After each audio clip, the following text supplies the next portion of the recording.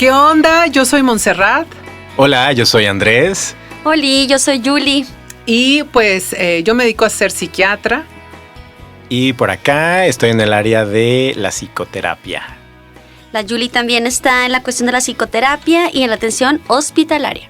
Y esto es Revolución Afectiva, un proyecto al que les invitamos porque queremos todo esto que entre amigos y entre colegas hemos hecho, llevarlos a ustedes y que también empiecen a hacer revoluciones. ¿Qué es esto? Pues es hacer cambios radicales, que estoy segura que cada uno ya lo hacemos, pero queremos hacer cambios radicales en las formas de sentir, pensar los afectos. Y creemos que es súper necesario, así que pues vamos dándole, iniciemos.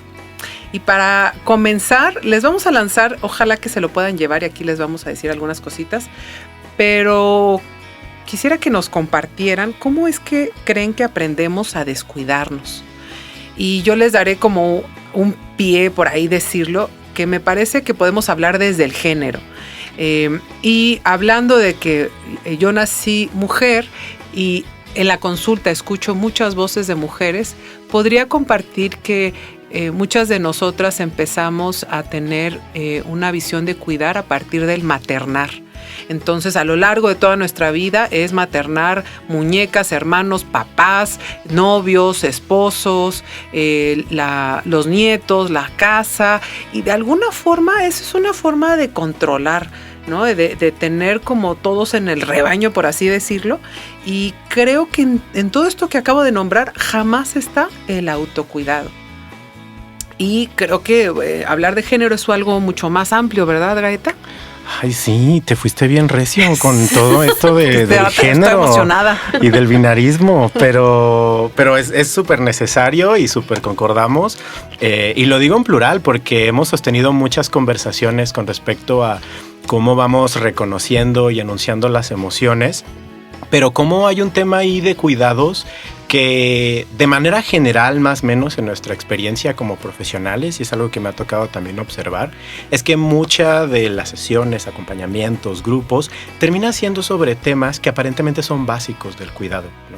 Y pues justamente nos llevaba a estas reflexiones, ¿no? De pues pareciera que no sabemos, ¿no? Entonces, ¿qué aprendimos sobre el cuidado, ¿no?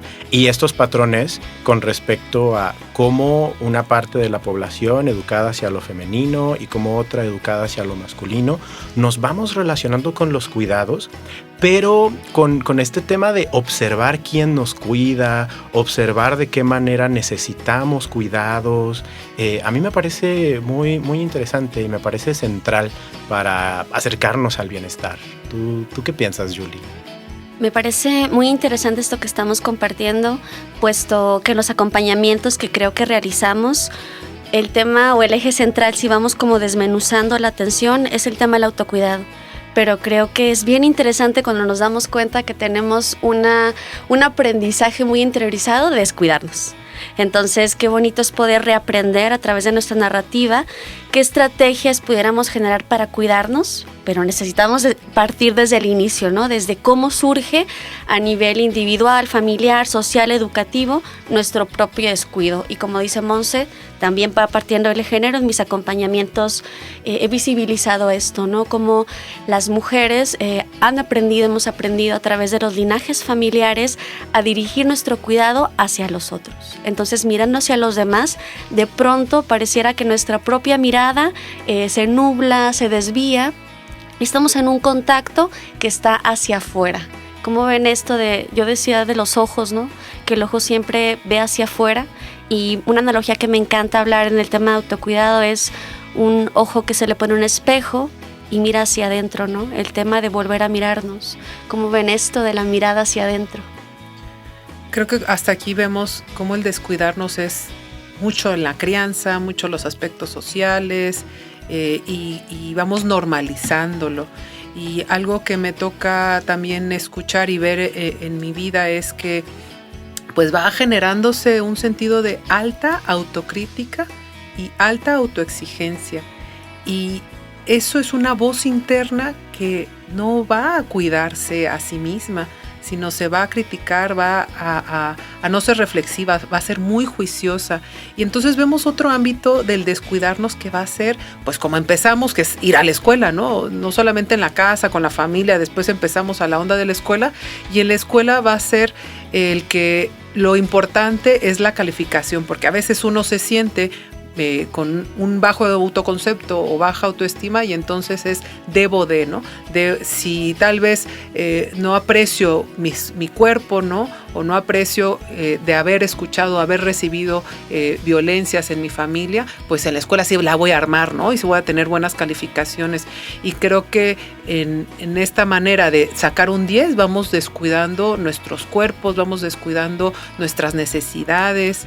Y se normaliza, porque tal vez traemos también hermanos donde está la comparativa. Hoy acabo de escuchar a una chava que me decía que su hermano le está haciendo comparativo de, pues mira, yo tengo esto y tú qué tienes, ¿no? O los papás de, uy, pues tu hermano o tu hermana tiene mejor calificación, ¿no? Le va bien. O a veces los silencios también afectan un chorro, porque ella misma me decía, pues aunque mi hermano me decía este comparativo, mis papás estaban en silencio, o sea, no le ponía límite de, espérate, o sea, cada quien son diferentes. Y ahí se va viendo cómo escuela, familias, ¿no? Pues sigue reforzando el descuidarse. Esos silencios son tremendos. ¿Sabes qué? Resueno mucho con lo que ambas mencionan y en esta línea, ¿no? De cómo aprendemos a descuidarnos, vinculando pues esta educación, ¿no? Que me tocó como varón. Pues yo aprendí justamente a encajonar ciertas emociones de malestar y aprendí a no llorar. Y aprendí a eliminar o reducir esos tiempos de esparcimiento, de descanso. Y eso mezclado con esto que ya mencionabas ahorita, Monse, de pues, el sistema educativo meritocrático, pues de pronto me dejó en esta historia de vida, ¿no? Con muchos dieces y muchos cuadros de honor, ¿no? Pero lo que había detrás era este aprendizaje, ¿no? Es para que aprendas a trabajar, para que estés produciendo, no descanses demasiado, ¿no? Y entonces son una serie de indicaciones que resultan problemáticas al momento de ir creciendo, de enfrentarnos al mundo laboral, de estas exigencias, ¿no? Y ahí nos vamos dando cuenta, ¿no? Cómo esta receta, digamos, ¿no? Tiene ahí algunos detalles y no nos permite escucharnos, ¿no? De ahí esta palabrita que vamos a estar enunciando frecuentemente de los sentipensares, ¿no? No es nada más tener esta idea, este deseo, este pensamiento, sino mezclarlo con qué le está pasando a mi cuerpo y cómo a partir de ahí tomo decisiones, ¿no? Y esto me hace mucho sentido en el tema de la voz interna como aliada, como desde generaciones se va creando una voz, ¿no? Una voz que se hereda y una voz del descuido. Creo que decía un TikTok que me gustó mucho de un monje budista, decía, ¿quieres conocer el estado de tu mente, tu salud mental? Guarda silencio 1 minuto.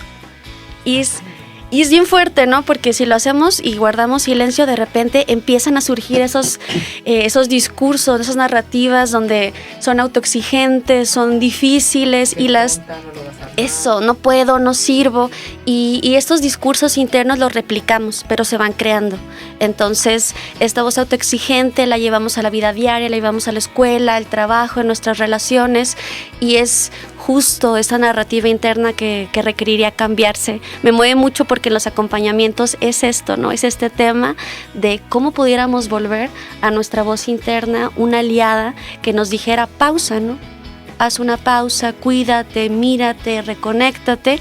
Pero otra vez, ¿no? La sociedad nos ha educado mucho en una estructura de un éxito a través de adquirir, a través de hacer, a través de la inmediatez y del movimiento, y nos hemos desconectado de las pausas, del silencio, del cuidado, y es justo porque nuestra mente está con que tienes que hacer más, debes de hacer más, si no lo haces estás mal, si no eres suficientemente exitoso con un trabajo, con una calificación, entonces no cumples un estándar, y por estarte midiendo con una vara que realmente no tiene una medición establecida y es una medición de descuido, empezamos a invisibilizarnos, y creo que ese es el tema que será importante cuando hablamos de sentipensares, ¿no? Ir cambiando la manera en que estructuramos nuestro pensamiento para que nuestras emociones y nuestra conducta puedan redirigirse. Y tal vez 2 palabras que es el ser y el estar.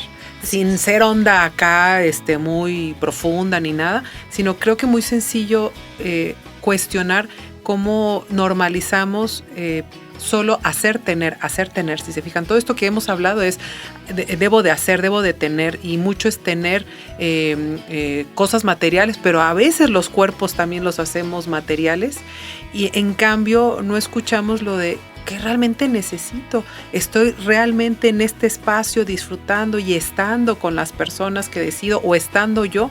Porque algo que también me toca escuchar es cómo silenciamos la voz para pertenecer, y no saben cuánto, o sea, desde estar en la escuela, ¿no? Una parte de la diversidad sexual es bien fuerte, ¿no? O sea, silencio realmente lo que es mi cuerpo, lo que son mis deseos, ¿no? Lo que son mis afectos, lo que es la parte erótica, y es el ir haciendo una voz interna donde me devalúo, donde voy intentando cumplir ciertas normas, y no solo en la parte sexual, sino me parece también en la parte de la calificación, y hemos avanzado un poco, y en el trabajo, ¿no? Algo que escucho en personas de 20 y tantos, por ejemplo, es que ya se les espera que sean TikTokers, streamers famosísimos, ¿no? Y no visibilizan que el estrés de tal vez no haber logrado eso que de niños creían, les llega a enfermar. Pues me toca escucharles, y entonces si en su trabajo ya van viendo que sí tienen los recursos, sí la arman para el trabajo y los están siendo reconocidos, pero no logran como un estatus de hacer un puesto, de tener a los 28 ya una casa, casi la mirada de la familia, el perro, los hijos, empiezan a sentirse rápidamente frustrados.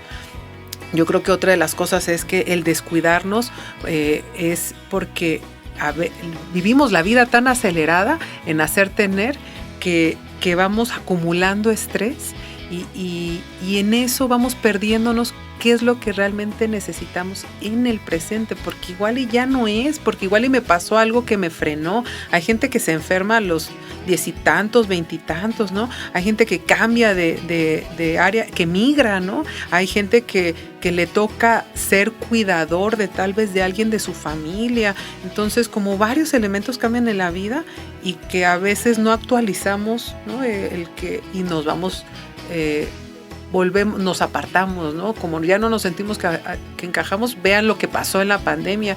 Mucha gente se aisló, mucha gente hubo pérdidas, y empezaron a, como tú dices, esos silencios ya no eran tan fácil taparlos con el afuera, y empezaron a ver que tal vez no habitaban su espacio más íntimo, que es su cuerpo, no habitaban su espacio más íntimo, que es su hogar o su casa, como le quieran llamar, o sus relaciones más íntimas, que puedan ser la pareja, su familia, o las cosas que están ahí.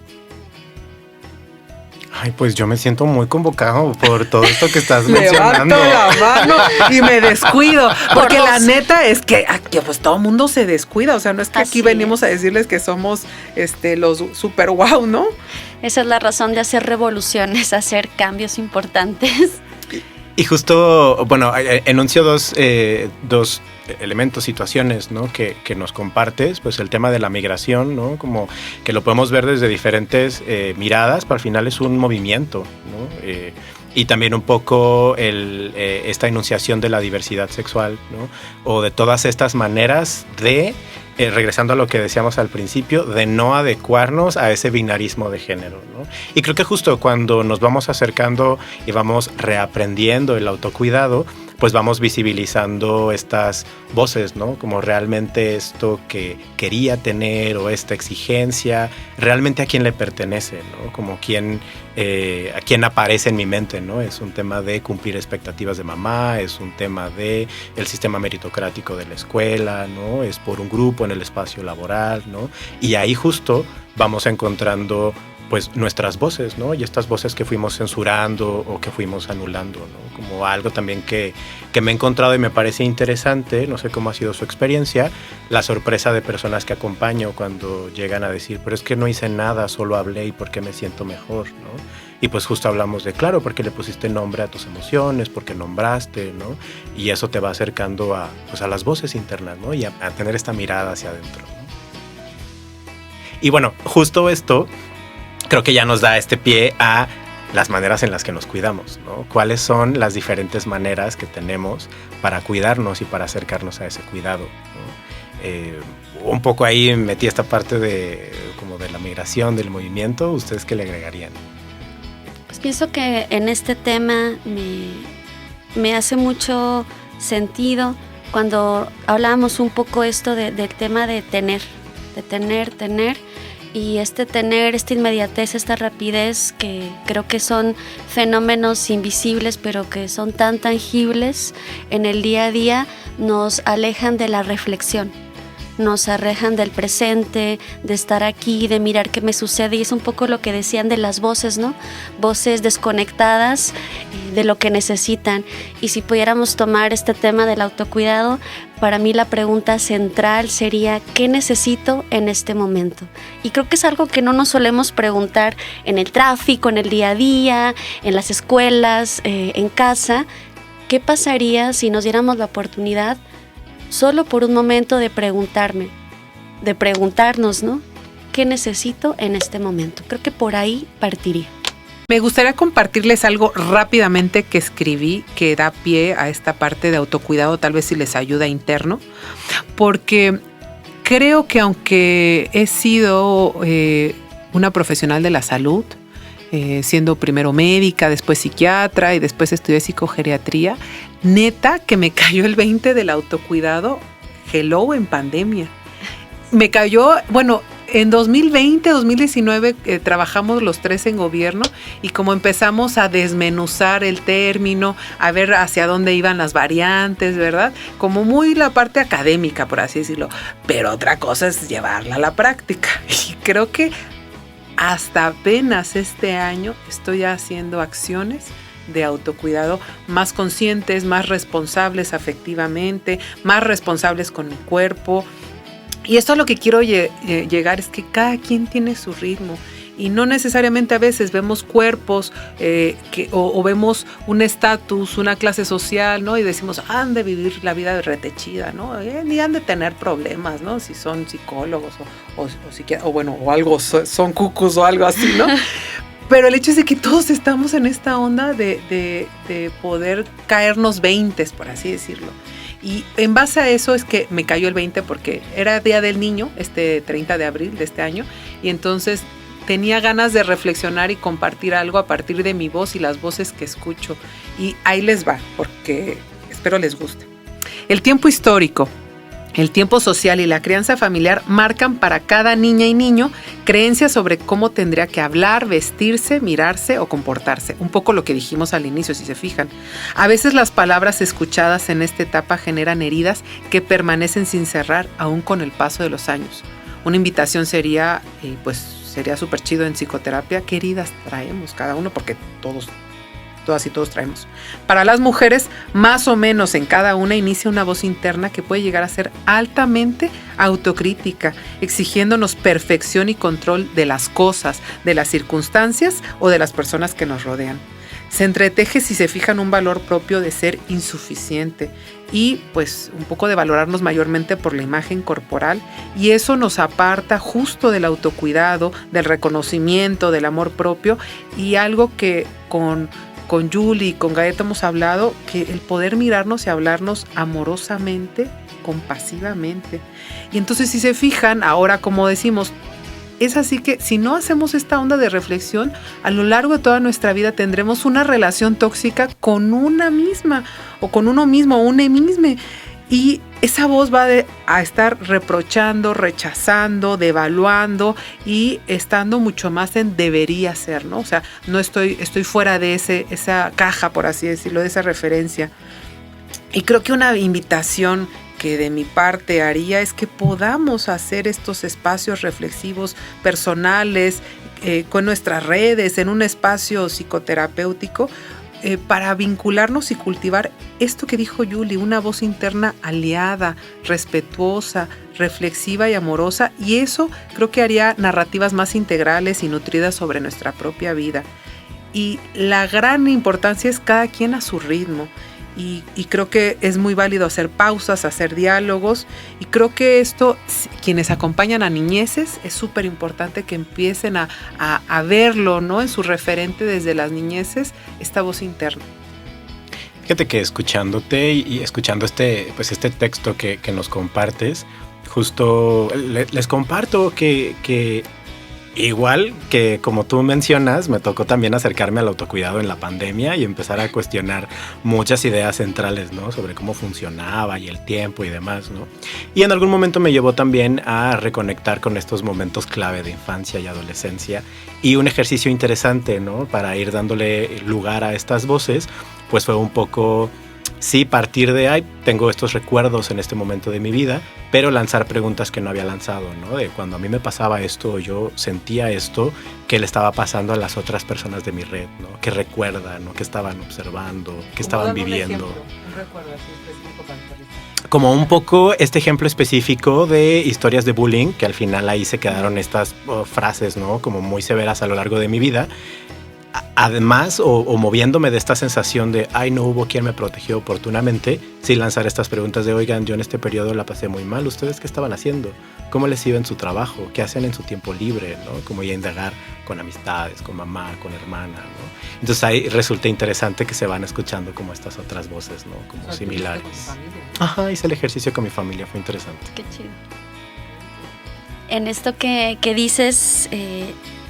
pudiéramos ir visibilizando el tema de la interdependencia, de la interconectividad, que nosotros y nosotras finalmente estamos en una red muy tejida que a veces no alcanzamos a mirar, y lo que pasa conmigo, mi pensamiento, mi voz y mi acción llega a los otros, de igual manera llega a mí y llega desde linajes, ¿no? Repito mucho esto porque de pronto un discurso interno que yo puedo tener no viene de mi madre ni de mi abuela, sino viene desde una línea muy anterior, que en el presente, a través de los ejercicios de reflexión, podemos encontrar y podemos cambiar, podemos reestructurar.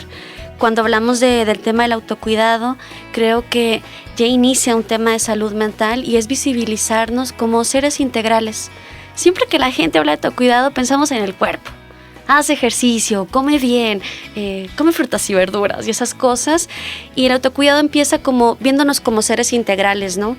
Físicos, emocionales, espirituales, incluso hablar de los dineros, ¿no? Del tema de, sí, qué tema tan pesado, ¿no? Hablar de la cuestión financiera y también de la cuestión espiritual, que son temas que tampoco como miramos, pero forman parte de lo que somos, de nuestra estructura. Y en el tema emocional, ya que Gaeta ahorita ya lo estabas tocando, como una emoción que es una respuesta ante lo que pasa afuera y adentro, me da un mensaje, una pauta, y esa pauta y ese propósito es colocarme con qué necesito en ese momento para orientarme hacia mis necesidades.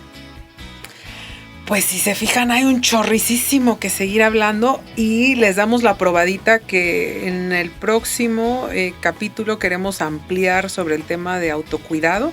Estos autocuidados que dice Yuli, que no solamente es físico, es mental, es social, es espiritual, es financiero, pero creo que podemos partir también de tocar aspectos como emociones y estrés. Entonces, pues nada, síganos escuchando.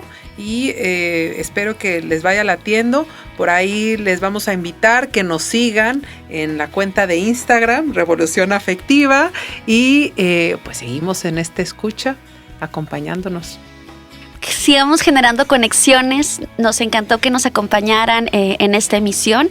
Esperamos que Revolución Afectiva deje una semillita en cada uno de ustedes, como lo ha hecho en nosotros, y podamos todos juntos crear cambios en esta voz. Creo que esta voz que hablamos, ¿no? Una voz aliada que nos ayude a mirar hacia adentro.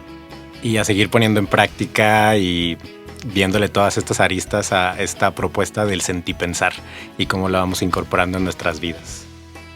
Las revoluciones son transformadoras y desde la escucha podemos sostenerlas. Esto es una frase que les comparto a manera de cierre y que apareció por ahí en uno de los diálogos de Revolución Afectiva. Es un posicionamiento ahí que intentamos sostener. Hasta pronto. Chao.